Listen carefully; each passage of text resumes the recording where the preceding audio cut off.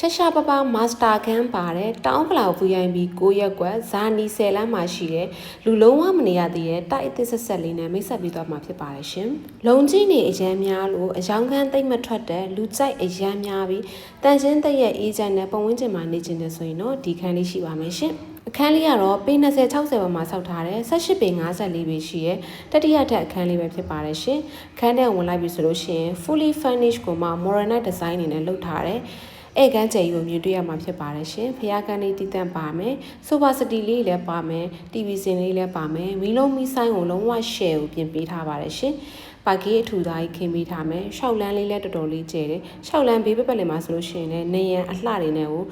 အလှဆင်ပေးထားပါတယ်ရှင်။ဒါကတော့ညီမတို့စင်ငယ်ခန်းလေးပေါ့နော်။စင်ငယ်ခန်းနဲ့ဝင်လိုက်မယ်ဆိုလို့ရှိရင်လည်းအခန်းလေးကတော်တော်လေးကိုကျယ်တယ်။ပါကီအပြည့်ခင်းထားတယ်။ master တခန်းစင်ငယ်တခန်းပါမယ်ရှင်။ master ခန်းနဲ့ဝင်ကြည့်ကြမယ်နော်။တကားတွေကလည်းလုံးဝကျွန်းတွေကိုပဲ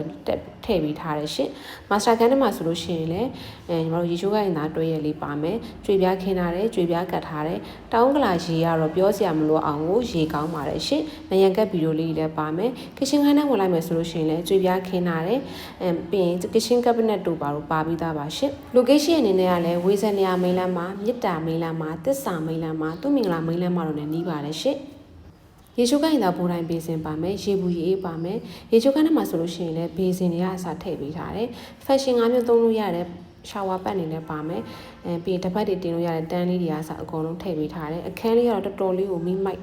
အခန်းလေးရဲ့ခေါ်ဈေးလေးကတော့2990ညှိနှိုင်းလေးဖြစ်ပါတယ်ရှင်စိတ်ဝင်စားလို့ဆက်သွယ်ခြင်းတော့ညီမ Kik Real Estate ကိုဆက်သွယ်ပေးပါရှင်ကျေးဇူးအများကြီးတင်ပါတယ်ရှင်